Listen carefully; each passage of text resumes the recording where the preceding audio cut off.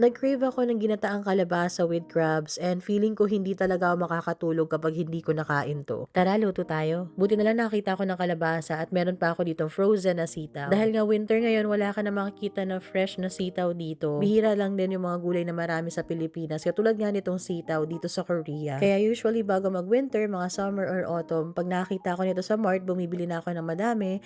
Tapos nisa-store ko lang sa freezer para tumagal sila at may magamit ako every time na mag-crave ako ng mga ganitong pagkain. Sa mga nandito sa Korea na nakapag-asawa ng Koreans, kumakain din ba yung mga asawa niyo ng Filipino foods? Buti na lang talaga tong asawa ko, walang pili sa pagkain. Kaya di ako nahihirapan mag-isip ng uulamin. Alam niyo ba yung gatang ginamit ko dyan ay yung powder na tinutunaw lang sa tubig mainit. Wala kasing nyug dito sa Korea. May nabibili yata online, mga galing sa ibang bansa, kaso hindi naman ako marunong magkayod. Yung nilagay ko na alamang dyan ay yung ginagamit paggagawa ng kimchi. Wala pa kasi ako nung galing sa Pilipinas. Tapos itong malunggay, frozen din to. Masarap sana no kung lahat ng ingredients na ginamit ko ay yung fresh.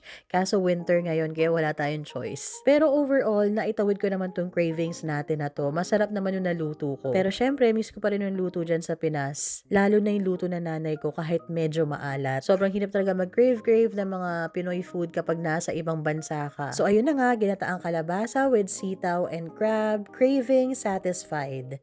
So ano na naman kaya yung cravings natin bukas? Sana yung hindi mahirap hanapin.